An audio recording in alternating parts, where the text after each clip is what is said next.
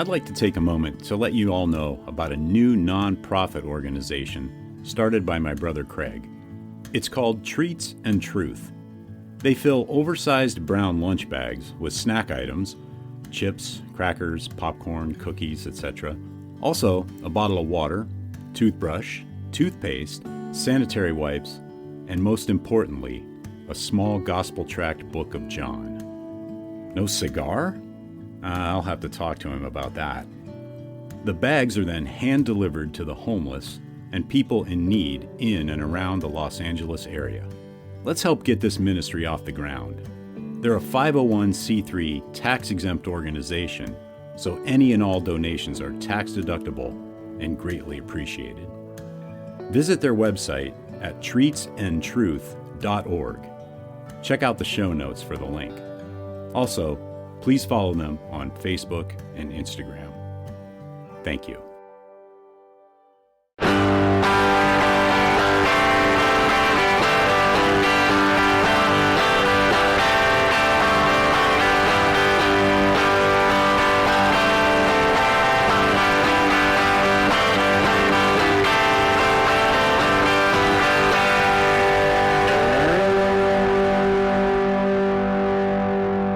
Welcome to episode 70 of the Burning Bush podcast, where we share the message of the Bible while enjoying a good cigar.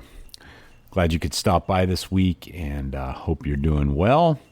This week I am smoking the Sobremesa by Dunbarton Tobacco and Trust. So let's go over to the Dunbarton website and see what they have to say. Sobremesa, over the table, has no precise English translation, perhaps because there is no cultural equivalent in the U.S. It is an idiom used among the Latin culture to describe the leisurely time spent tableside after you have finished dining, but before you rise. It's the experience of lingering casually with family and friends in conversation, relaxing, drinking, smoking, and enjoying each other's company.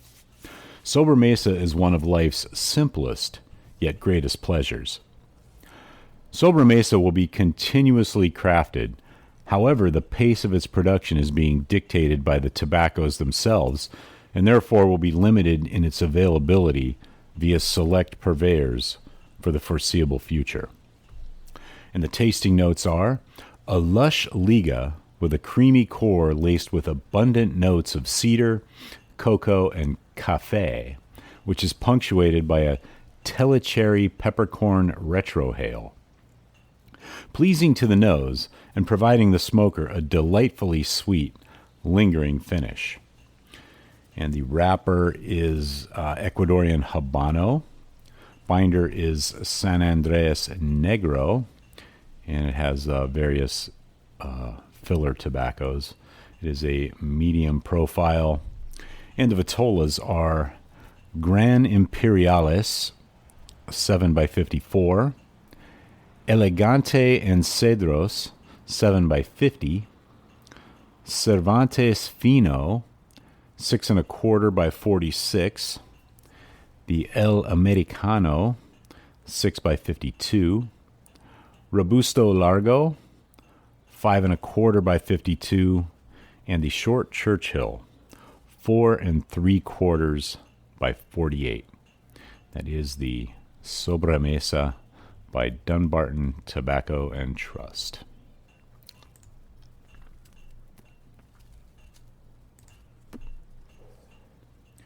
All right, with that, let's get into chapter 5 of The Bedrock of Christianity by Dr. Justin Bass. And the title of the chapter is Resurrection, and the section is entitled, He Was Raised on the Third Day. What made Jesus different from all the others teaching a similar message was the claim that he had been raised from the dead. Belief in Jesus' resurrection changed absolutely everything. Such a thing was not said of any other apocalyptic preachers of Jesus' day, and the fact that it was said about Jesus made him unique. Bart Ehrman, How Jesus Became God.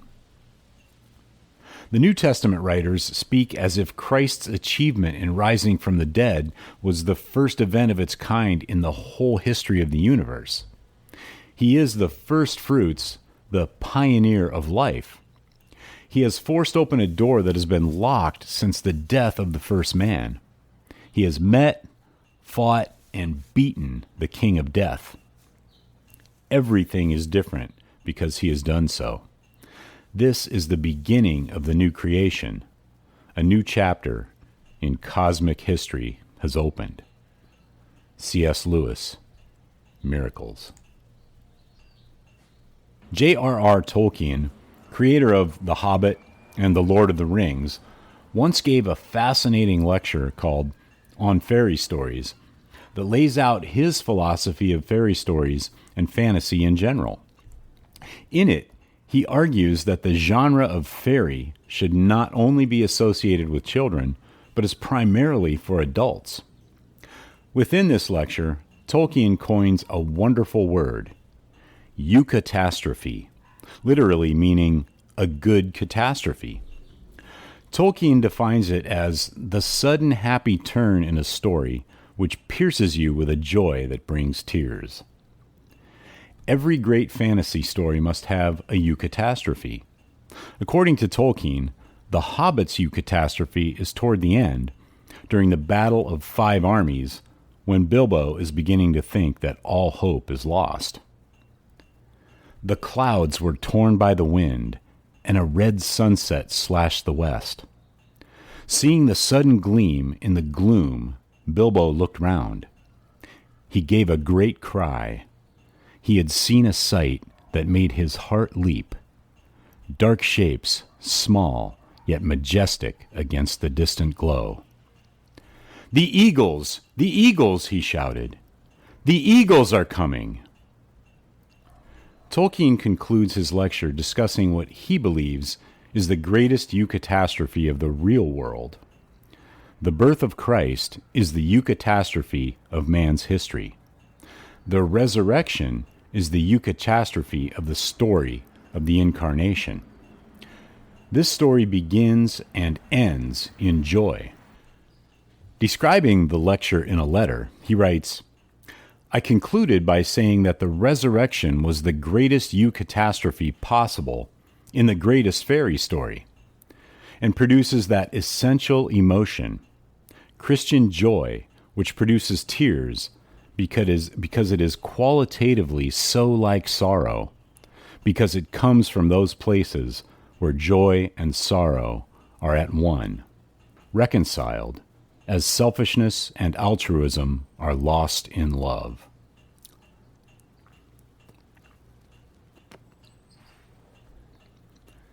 When we think of the devastating blow the crucifixion was for the earliest followers of Jesus, how can we rightly describe their experience of suddenly being convinced that Jesus was alive, risen from the dead? Eucatastrophe. This was truly a sudden, happy turn that pierced the depths of their being, bringing tears of joy and wonder. We witness this unexpected joy and wonder in the responses to the risen Jesus in the resurrection stories found in the four Gospels. Focused as we are on the bedrock facts that we can discern from the earliest sources, Paul's undisputed letters, we will not look in detail at the resurrection accounts in the Gospels, but we do want to visit the earliest followers of Jesus on the night of Jesus' crucifixion. It is the unanimous testimony of the Gospels, and one of the many bedrock facts from the Gospels, that on the night before the crucifixion, the night Jesus was arrested, Judas betrayed Jesus, Peter denied him, and the rest of his disciples fled. Mark 14:43 through 50, Matthew 26:47 through 56, Luke 22:47 through 53, and John 18:1 through 11. All, except perhaps his women followers, abandoned him. Ehrman writes, "What is abundantly clear is that at the end, no one stood up for or put his or her neck out for Jesus. he was tried and executed alone.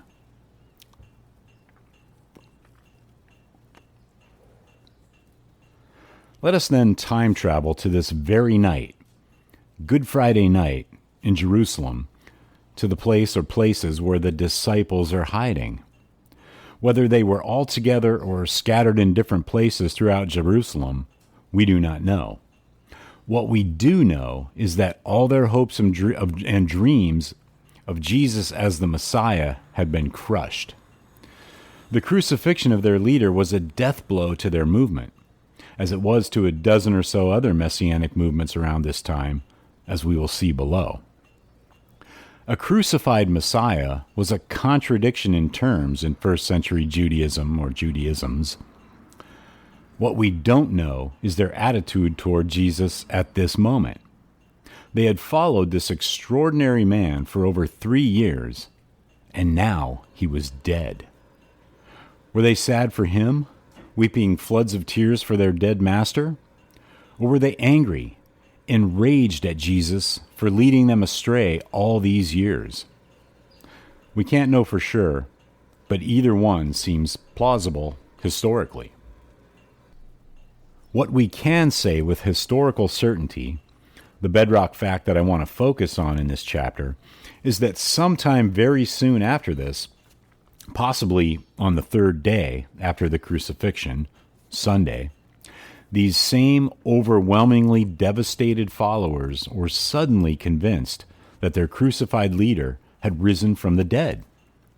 This is the next line in the creedal tradition. He was raised on the third day, according to the Scriptures. 1 Corinthians 14b.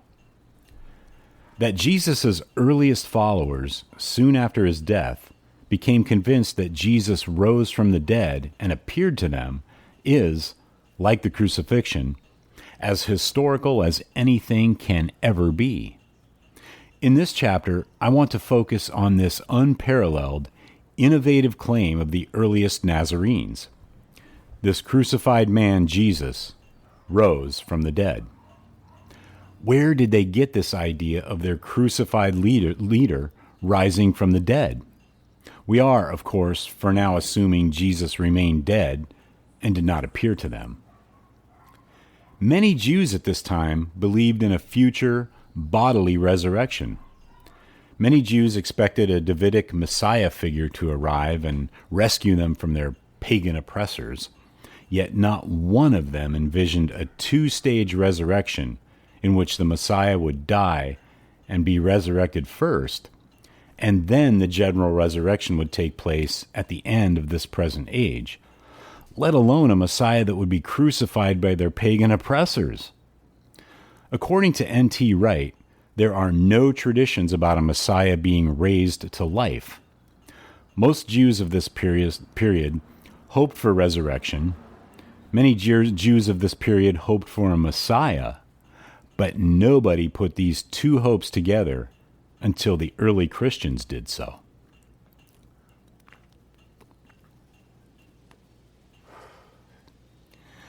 The historian is pressed for an explanation for this unparalleled innovation among these first century Jewish Nazarenes. If Jesus did not appear to them, then where did these ideas come from? From the mind of Peter, Mary Magdalene, James? Their claims concerning Jesus were unique, not only in the history of Judaism, but in the history of ideas in general. We must first look at the ancient Jewish understanding of resurrection and expectation of the Messiah or Messiahs to see how utterly innovative and revolutionary this claim about this crucified man, Jesus, really was. That'll end this first section of Chapter 5 of The Bedrock of Christianity by Dr. Justin Bass.